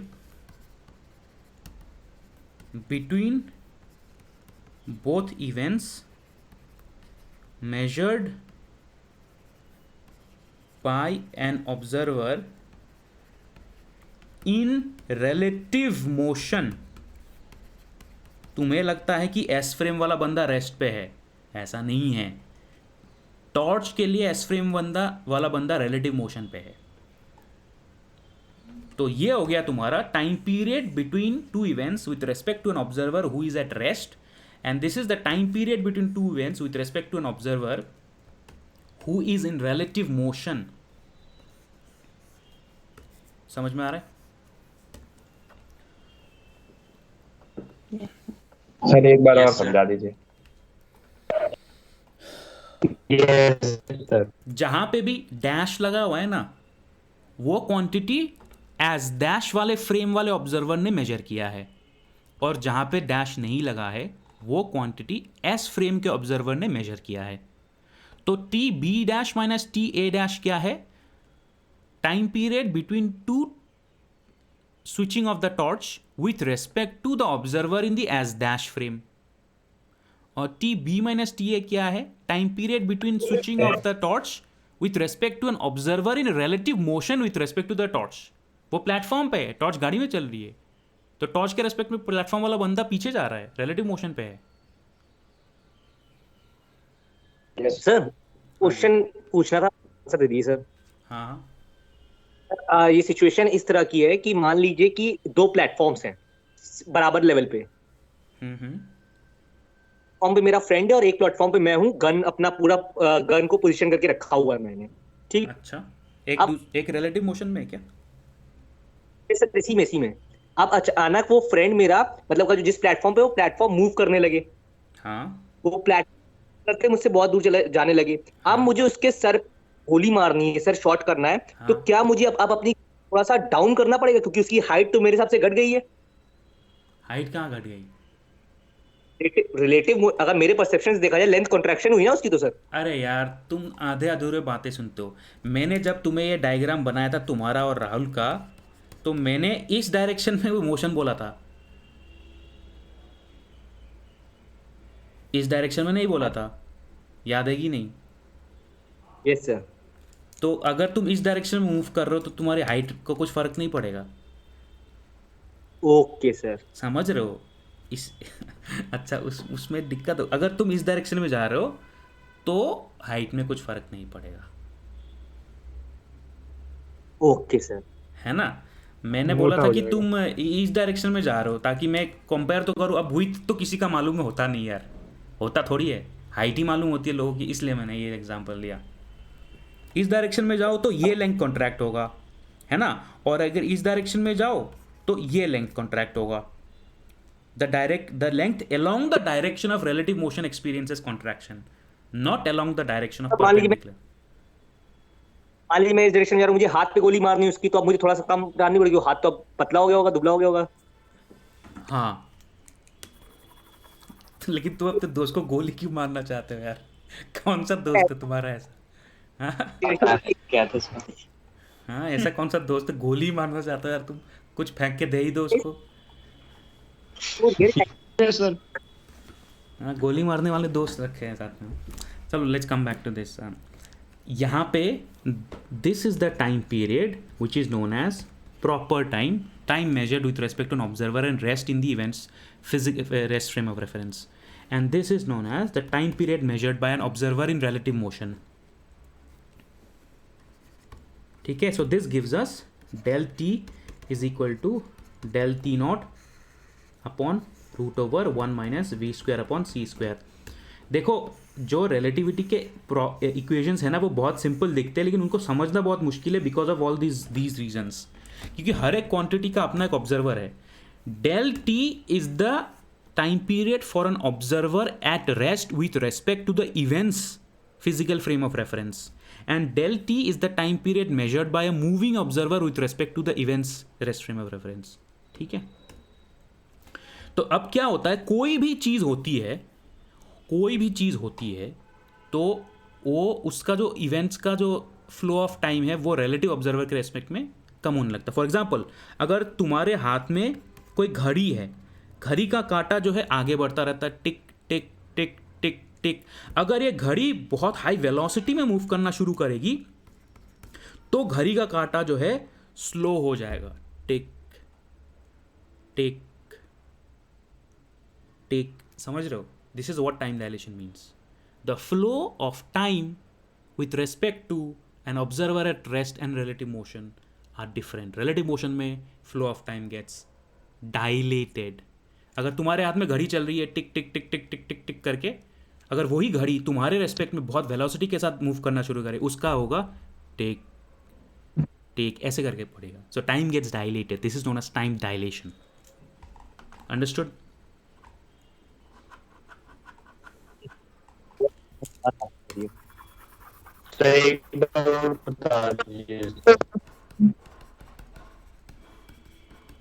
सही है, लास्ट बात अभी ऊपर से गई। क्या लास्ट बात? लास्ट बात समझ नहीं आई थी सर, दोबारा बेटा लेंथ समझते हो? लेंथ समझते हो ना, कोई चीज कितना लंबा है? हाँ सर। टाइम क्या होता है? टाइम समझते हो ना? तुम्हारी घड़ी टिक टिक टिक, क्लॉक समझ आता है। हाँ। सुनो तुम्हारा अच्छा, अगर तुम्हारे हाथ में घड़ी है तो वो टिक टिक टिक टिक ऐसे बढ़ती रहती है, लेकिन अगर घड़ी किसी रिलेटिव मोशन में चलना शुरू करे तो वो होगा टिक टिक टिक, धीरे धीरे बढ़ेगा आगे, धीरे धीरे। टाइम इज लेंथ, मतलब लंबाई होती है, चौड़ाई होती है, दिखता है आंखों से। टाइम को एक्सपीरियंस करना पड़ता है, फास्ट स्लो, टाइम की फ्लो को एक्सपीरियंस करना पड़ता है। तो टाइम डायलेशन जो है एक्सपीरियंस ऑफ टाइम चेंजेस, चाहे वो बायोलॉजिकल क्लॉक हो, चाहे मैकेनिकल क्लॉक हो, चाहे कोई भी तरह का क्लॉक हो, any periodic event happens slowly. Sir जो मोबाइल कैमरास में स्लो मोशन का ऐप होता है वो क्या इसी को कुछ फॉलो करता है? अरे नहीं यार, उसमें फ्रेम रेट होता है, वो अलग चीज़ें होती है। एक ही टाइम पे तुम video is a sequence of still images, तो एक ही चीज़ को जब बहुत बार स्नैपशॉट लेकर के एक के बाद एक रखते हैं तो स्टिल इमेजेस का वो होता है, तो वो it has to do with frame rate, nothing else. That is not time dilation. Time dilation जहाँ पे your experience of time slows down, time धीरे धीरे बढ़ना शुरू होता है। तो सर फिर जो इलेक्ट्रॉन्स जो एटम में घूमते हैं फिर वो भी स्लोली घूमेंगे, क्योंकि वो भी पीरियोडिक मोशन है। एक सेकेंड, स्लोली घूमेंगे का इंक्लूजन कहाँ से आया? मैंने थोड़ी ना कुछ बोला कि इंसान का वेलोसिटी चेंज होता है, experience of time changes, experience of time. हाँ अभी मैं दूंगा ये एग्जांपल, वो कैलकुलेशन भी करूंगा तुम्हारे सामने, बट अभी तक कितना समझ आई ये बताओ।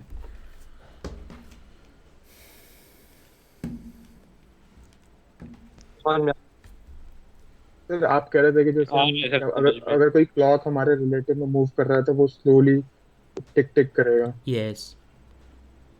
इसका मतलब अगर उसकी स्पीड से अगर कोई एटम मूव कर रहा होगा तो उसके अंदर इलेक्ट्रॉन्स भी फिर स्लोली घूमेंगे हमारे रिस्पेक्ट में। मतलब you are imagining the motion of the electron as some kind of a periodic motion in behaving as a clock. Yes sir. हाँ yes correct, वो भी धीरे धीरे होगा, सारा मैकेनिकल मोशन धीरे धीरे होगा। Yes sir, वही मैं लेकिन सारा मैकेनिकल मोशन धीरे धीरे होगा, सारा इलेक्ट्रॉनिक मोशन, कोई भी mechanism that can reflect the flow of time will happen slowly.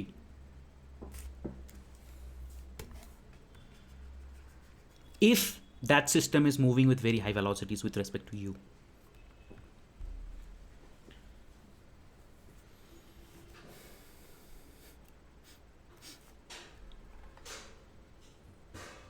Clear?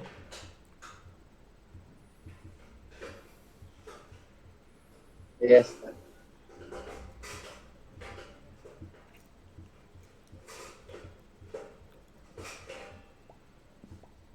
Hello sir. या सर जब जो आपने ये एग्जांपल दिया, जब कोई ऑब्जर्वर वेरी हाई स्पीड से वो मूव करेगा तो उसकी जो घड़ी की सुई है वो टिक ठीक कैसे चलेगी? तो सर उसके अकॉर्डिंग टाइम में भी चेंज आएगा। अगर उस स्पीड में वो टाइम देख रहा है अपनी घड़ी में, तो सर उसके टाइम में डिफरेंट होगा। वो टाइम के साथ ही तो रिलेटेड है, टाइम के साथ ही तो रिलेटेड है, टाइम के सर साथ ही उसके तो रेस्ट रिलेटेड है। में स्पीड में होने से मतलब जो टाइम में डिफरेंस आएगा। सुनो, यहाँ पे मूविंग ऑब्जर्वर के रिलेटिव में अभी मैंने थोड़ी देर पहले आपको एक एग्जांपल दिया था स्वप्निल और राहुल के केस में। स्वप्निल के केस में स्वप्निल का हाइट उतना ही रहेगा, राहुल के लिए स्वप्निल का हाइट चेंज हो जाएगा। ठीक है, तो अगर तुम्हारे हाथ में कोई घड़ी है, उसका रेट और घड़ी अगर बहुत फास्ट मूव कर रही है उसका रेट अलग होगा, लेकिन घड़ी के रेस्ट फ्रेम में अगर कोई ऑब्जर्वर है उसके लिए घड़ी का रेट उतना ही रहेगा। It is always with respect to an observer. तो सर अगर कोई वो इंसान है जिसके हाथ में घड़ी है और वो मूव कर रहा है बहुत हाई वेलोसिटी से, हाँ, और पीछे कोई बंदा है जो रेस्ट पे है, तो उसके हिसाब से जो पीछे जो बंदा रेस्ट पे है उसकी घड़ी फिर कैसे दिखेगी? स्लो सेम की same fast? Same slow same, उसके लिए वो रिलेटिव मोशन पे आ यानी गया ना। दोनों के लिए? हाँ हाँ, यस। हाँ, तो यही तो इसी सर से अगर तो ऐसे फिर लेंथ कॉन्ट्रैक्शन में भी होगा कि दोनों की हाँ, लेंथ दोनों एग्जैक्टली को लगेगी। Exactly exactly, you have said the correct thing. अगर कोई बंदा है, ठीक है, और ये फिर से मैं राहुल और स्वप्निल का एग्जांपल लेता हूँ। ये है आपका राहुल और ये है स्वप्निल, ठीक है। स्वप्निल, अच्छा, राहुल तुम्हारी उम्र कितनी है अभी? 18 साल होगी? Yes sir. स्वप्निल का भी 18 ही होगा। Yes sir. अब अगर स्वप्निल जो है बहुत तेजी से मूव करना शुरू करता है, like velocity near about the speed of light, तो एक साल बाद जब जब स्वप्निल तेजी से मूव करके यहाँ पहुँच जाता है, ठीक है, एक साल बाद जब राहुल की उम्र होगी 19 साल, तो स्वप्निल की उम्र होगी प्रोबेबली 18 साल 6 महीने। यस सर, स्लो जाए। यस सर, तो अकॉर्डिंग मतलब to Rahul yes sir. Are you understanding? एक साल बाद जब राहुल के लिए उसकी उम्र 19 साल है, लेकिन राहुल के लिए स्वप्निल की उम्र होगी 18 साल 6 महीने, ना कि 19 साल। अंडरस्टूड? लेकिन स्वप्निल के लिए वैसा नहीं है। स्वप्निल के लिए अब हमें स्वप्निल का टाइम कैलकुलेट करना पड़ेगा। अगर स्वप्निल का एक साल जाता है तो स्वप्निल के लिए स्वप्निल 19 साल का हो जाएगा, लेकिन राहुल 18 साल 6 महीने का हो जाएगा। सर राहुल 6 महीने से राहुल का 6 महीने का टाइम ट्रेवल कर लिया। क्या क्या यहाँ पे तो टाइम ये तो तब होगा ना sir? One by one Swapnil को पूछने, तो क्या पूछ रहे हो? वाली फीलिंग आ रही है कि टाइम मशीन को इसी सब कांसेप्ट को लेकर बनाया जाएगा। Time machine has to do with reversing time. यहाँ पे रिवर्सिंग टाइम का कोई कनेक्शन नहीं है। Time travel has nothing, time machine has to do with reversing time, going back in your past. यहाँ पे कोई पास्ट में नहीं जाता, यहाँ पे फॉरवर्ड टाइम स्लो रेट में होता है, टाइम डायलेट होता है, ना कि बैकवर्ड जाता है। It has nothing to do with time machine और टाइम ट्रैवल। तो सर अगर स्वप्निल एक राउंड एक सर्कुलर पाथ में घूम के वापस राहुल के पास आएगा, ही is not an inertial observer. ठीक है, हम हमेशा इनर्शियल ऑब्जर्वर की बात करें। सर्कुलर मोशन में ही is not an inertial observer, तो वो फिर उसको फिर हम नहीं एक्सप्लेन कर पाएंगे, उसके लिए अलग कॉन्सेप्ट चाहिए। ठीक है, बट अगर सर स्वप्निल एक स्ट्रेट पाथ पे जाता फिर घूम के वापस आ जाता स्ट्रेट तो पाथ अगेन से, he is not an inertial observer, क्योंकि he has to accelerate and decelerate. Yes, you are talking about the twin paradox में नहीं जाऊंगा यार, वो फिर बहुत ज़्यादा कंफ्यूजन क्रिएट हो जाएगा, but we are only talking about inertial observers. तो सर जो ट्विन पैराडॉक्स है वो जीटीआर पर डिपेंड करता है? वो बहुत, हाँ, इन सब चीज़ों पे डिपेंड करता है। ट्विन पैराडॉक्स, ट्विन पैराडॉक्स इसलिए इसको पैराडॉक्स बोलते हैं, can not be resolve by STR. ठीक, हाँ, यस। पैराडॉक्स क्या कह रहे हैं? पैराडॉक्स क्या होता है? आप पढ़ लेना यार, ट्विन पैराडॉक्स। विरोधाभास। पैराडॉक्स मतलब ये होता है कि जो लॉजिकली अगर कोई एक चीज़ को फॉलो करते हो तो it leads to contradiction. Contradiction मतलब समझते हो ना, इट डजंट मैच। यही तो एग्जाम्पल हो गया ना। तुम राहुल के लिए वो 19 साल का हो गया, लेकिन राहुल के लिए तुम हो गए 18 साल 6 महीना। लेकिन तुम्हारे लिए तुम 19 साल के हो, लेकिन तुम्हारे लिए राहुल है 18 साल 6 महीने का, समझ रहे हो? यही तो पैराडॉक्स है। यस समझ गए, ये पैराडॉक्स है। हाँ, लेकिन इसमें एक चीज मैं बताता हूं कि राहुल के लिए वो सही है और तुम्हारे लिए भी तुम सही हो, दोनों अपनी जगह में सही है, बस इसका कोई एब्सोल्यूट आंसर नहीं है। राहुल के लिए राहुल सही है, तुम्हारे लिए तुम सही हो, दोनों अपनी जगह में सही है, एब्सोल्यूट कोई आंसर नहीं है। Time is not absolute, it's relative with respect to the observers. समझ रहे हो? तुम्हारी सच्चाई तुम्हारे लिए सही है, दूसरे का सच्चाई उसके लिए सही है, लेकिन दोनों मैच नहीं कर रही है, वही है पैराडॉक्स। समझिए सर मैंने ट्विन पैराडॉक्स का वीडियो भेज दिया, वैसे देखना हो तो हाँ, आप ग्रुप में शेयर करके देख लेना, लिंक में। अच्छा ठीक है, देख लेना। क्या मेरे को भेज दिया है? आप लोग ग्रुप में नो सर, चैट बॉक्स में। चैट बॉक्स में? तो आप मेरे को सेंड कर दो, मैं मैकेनिक्स के लिए व्हाट्सएप ग्रुप में शेयर कर दूंगा, ठीक है? सर हाँ ओके सर, मेरे को व्हाट्सएप कर दो, मैं मैकेनिक्स के ग्रुप में शेयर कर दूंगा। ओके, अब जो बात आती है, आप लोग बोलोगे सर रियल है इमेजिनरी क्या है, ठीक है? तो मैं एक बहुत ही प्रैक्टिकल एग्जांपल लेता हूँ जिससे time dilation and length contraction has been proven over and over again. It's fact it has to do with a very simple example. Question लेता हूँ, क्वेश्चन के साथ ही करूँगा, ठीक है? It has to do with radioactive particles.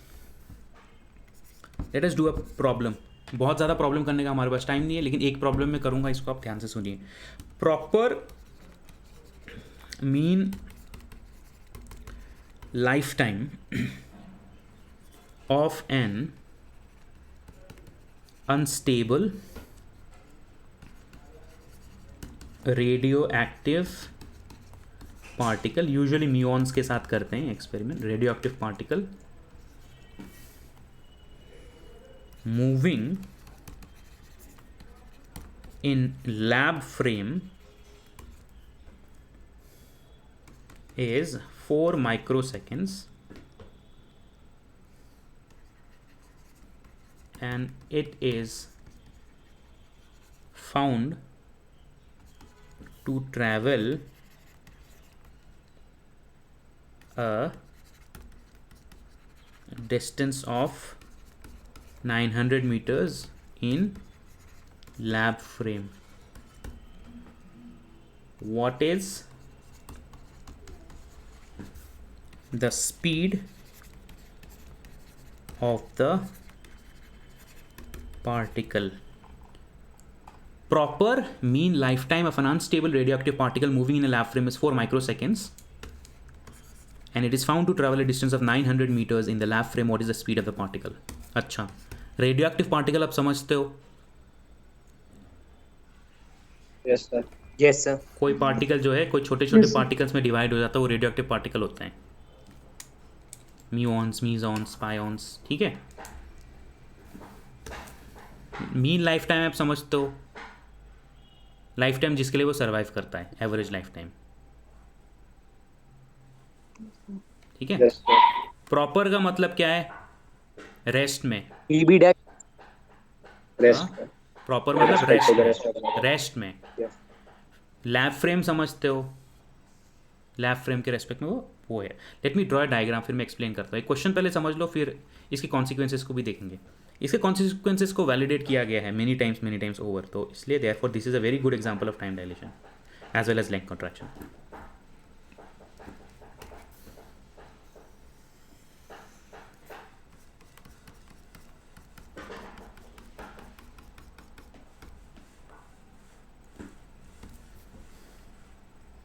ये है तुम्हारा लैब।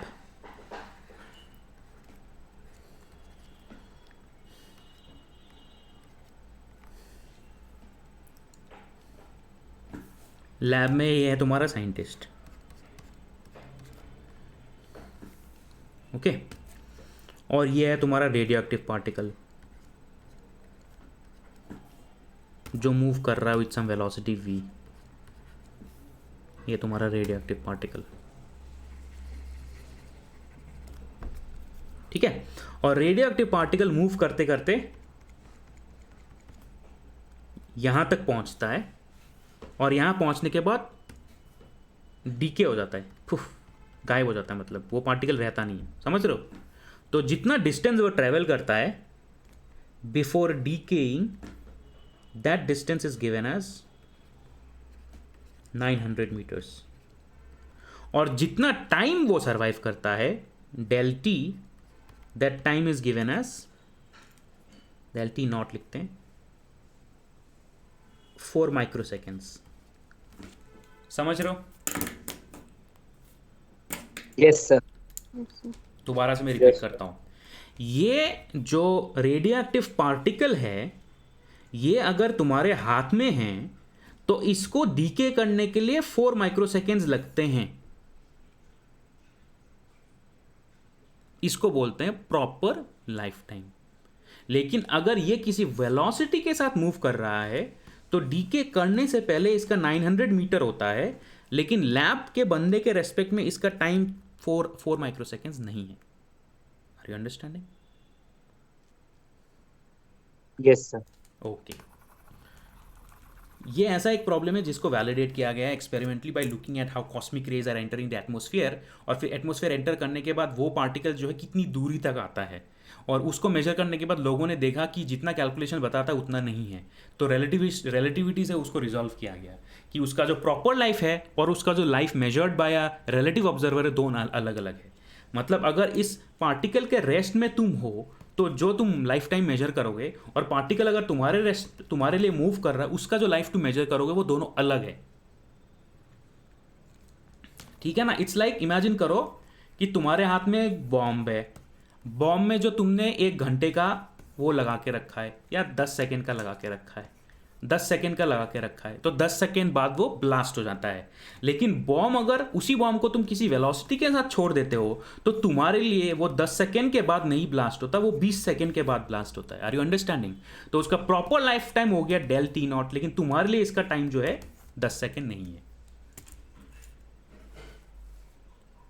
फॉलोइंग? Yes sir. ठीक है,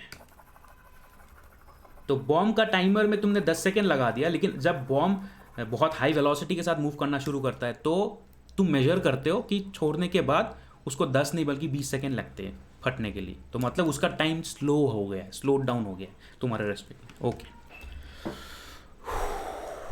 okay,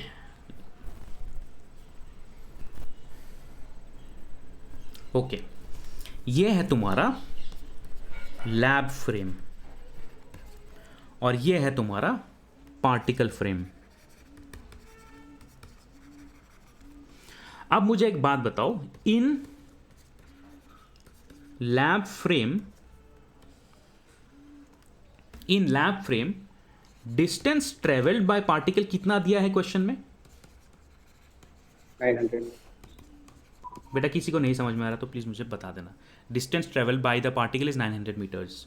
in lab frame time taken by particle कितना दिया है? सर वही तो निकालना है। नहीं दिया है, नहीं दिया है, नहीं दिया है। वही तो निकालना है। हाँ, वही निकालना है। इन पार्टिकल फ्रेम डिस्टेंस ट्रेवल्ड दिया है क्या क्वेश्चन में? इन पार्टिकल फ्रेम दिया है? नहीं दिया है। लेकिन इन पार्टिकल फ्रेम टाइम टेकन दिया है? Yes sir. तो दिया है ना, 4 माइक्रोसेकेंड्स। तो मैं एक ही प्रॉब्लम से दोनों लेंथ कॉन्ट्रैक्शन और टाइम डायलेशन को मैं प्रूफ दिखा दूंगा आपको कि लैब फ्रेम में डिस्टेंस ट्रेवल आपको दिया है, टाइम टेकन नहीं दिया है। पार्टिकल का प्रॉपर लाइफ टाइम आपको दिया है। प्रॉपर देने का मतलब है पार्टिकल के रेस्पेक्ट में इतना टाइम लगता है, लेकिन पार्टिकल के रेस्पेक्ट में डिस्टेंस कितना ट्रेवल हुआ है वो आपको नहीं दिया है। अंडरस्टूड? Yes sir. ठीक है, ठीक है, late us do the calculations. Okay, बहुत छोटा सा प्रॉब्लम है, बहुत सिंपल प्रॉब्लम है, लेकिन इससे जो है एक्सपेरिमेंटली हम टाइम डायलेशन और लेंथ कॉन्ट्रैक्शन को वैलिडेट कर सकते हैं। इनफैक्ट किया गया है, आप उसके बारे में थोड़ा सा पढ़ भी सकते हो बाद में। It is very similar to this experiment. So let us do the calculations in particle frame first. In particle frame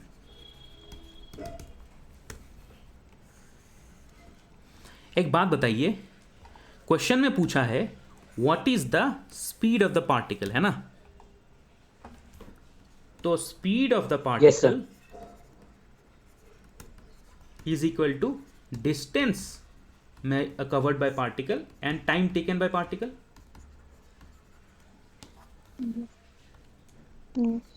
लेकिन यहाँ पे कैवियट ये है कि distance travelled with respect to particle करना पड़ेगा and time taken with respect to particle करना पड़ेगा, दोनों बराबर। मतलब पार्टिकल के रेस्पेक्ट में उसने कितना डिस्टेंस कवर किया और पार्टिकल के रेस्पेक्ट में उसको कितना टाइम लगा, वो डिवाइड करके आपका स्पीड आएगा। समझ रहे हो?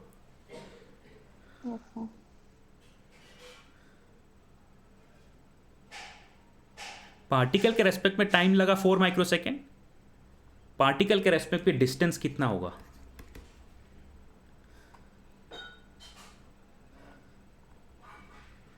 पार्टिकल के रेस्पेक्ट पे डिस्टेंस कितना होगा? del L naught root 1 minus v square upon c square. Very good. ये होगा कि नहीं? Yes. Yes, sir. Distance travelled according to particle. Actual में लैब के रेस्पेक्ट में डिस्टेंस है 900 मीटर, लेकिन वो लैब के रेस्पेक्ट में है। पार्टिकल के रेस्पेक्ट में ये डिस्टेंस कॉन्ट्रैक्ट हो जाएगा। इट्स लाइक तुम 100 मीटर के रेस में हो, लेकिन तुम इतनी स्पीड में हो कि 100 मीटर नहीं रहा, वो कम हो जाएगा, है ना? तो ये है डिस्टेंस। सो स्पीड कितना हुआ? So speed is equal to del L upon del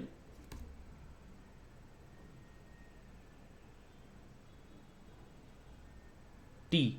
इसको मैं डायरेक्टली ये लिख देता हूँ क्योंकि फिर कंफ्यूजन हो जाएगा। So this is del L naught which is 900 metre root over 1 minus we square upon C square divide by time taken is 4 microsecond, 4 into 10⁻⁶। तो ये कैलकुलेट करके बताओ क्या है। v is equal to 900 upon into 10⁻⁶, 4 root over 1 minus we square by C square. एक बार इसको calculate करना बेटा, थोड़ा थक गया, उसको कैलकुलेट करके निकालो इसका आंसर क्या है। v क्या है? अरे पार्टिकल के रिस्पेक्ट में जो डिस्टेंस ट्रेवल की वो डेल एल नॉट क्यों नहीं हुई? क्योंकि डेल एल नॉट ही तो वो उसके रिस्पेक्ट में जो रेस्ट पे है। फिर से वही बात, डेल एल नॉट वो डिस्टेंस है जो उस स्केल के रेस्पेक्ट में रेस्ट पे है कि नहीं? एब्सोल्यूट Yes, कोई yes. लेंथ थोड़ी ना है बेटा। तो यहाँ पे लैब के रेस्पेक्ट में डेल एल नॉट हुआ ना जी। लैब के रेस्पेक्ट में लैब रेस्ट पे है, तो उसके रेस्पेक्ट में डेल एल नॉट होगा। पार्टिकल तो उसके रेस्पेक्ट में मूविंग है ना, particle is moving with respect to the lab. तो लैब का जो लेंथ है वो डेल एल हो गया, डेल एल नॉट नहीं रहा वो। इसलिए इस डेफिनेशन को याद रखो कि लेंथ के रेस्पेक्ट में पार्टिकल मोशन में है ना? जितना डिस्टेंस उसने कवर किया उस डिस्टेंस के रेस्पेक्ट में वो मोशन में है, ना कि रेस्ट में।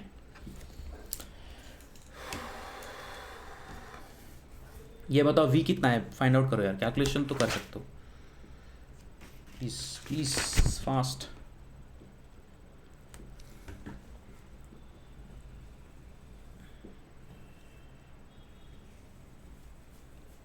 Fast fast.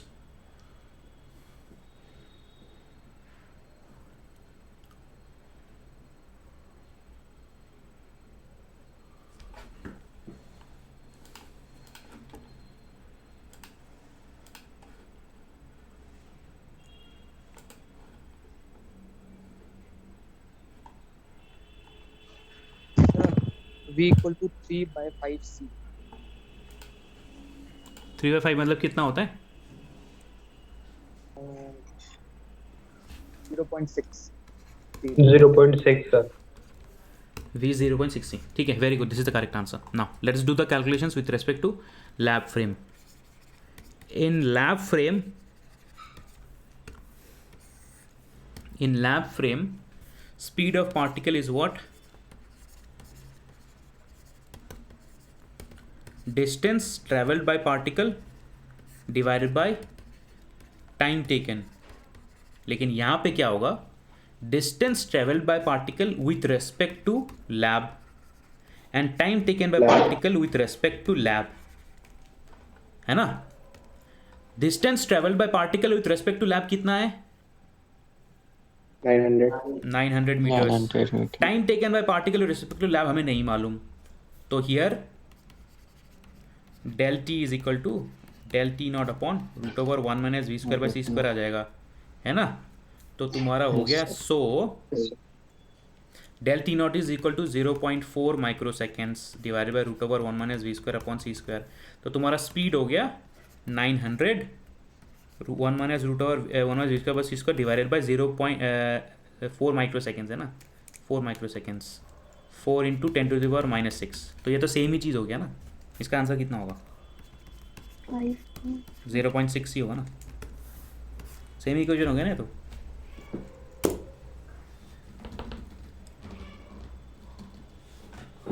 yes or no? Yes sir. तो बेसिकली पार्टिकल फ्रेम में क्या हो रहा है? पार्टिकल फ्रेम में हो रहा है आपका लेंथ कंट्रैक्शन, और लैब फ्रेम में हो रहा है आपका टाइम डायलेशन. आप इसके बारे में पढ़ सकते हो, muon, time dilation and muons, you know, you can further study, you can read upon it, further study. Homework में एक तो मैंने लेंथ कंट्रैक्शन का होमवर्क दिया, ये भी होमवर्क मान लो आप, होमवर्क मान लो आप टाइप करना time dilation and muons. Muons are basically radioactive particles जो कॉस्मिक रेज के इंटरेक्शन की वजह से अर्थ के टॉप एटमॉस्फेयर लेवल में क्रिएट होता है. तो जब वो किसी वेलोसिटी के साथ नीचे की तरफ आते हैं तो हमें लैब में म्यून का प्रॉपर लाइफ टाइम मालूम है, लेकिन वो जो डिस्टेंस कवर करता है वो प्रॉपर लाइफ के टाइम के साथ मैच नहीं करता. तो जब हम रिलेटिविटी अप्लाई करते हैं तब हम उस डिस्टेंस को कैलकुलेट कर सकते हैं करेक्टली. ठीक है, now that is an experimental validation of STR. It's an experimental validation of time dilation. It's an experimental validation of length contraction, because we cannot explain the phenomena of time dilation with respect to muons if we do not consider relativity as the framework. ठीक है?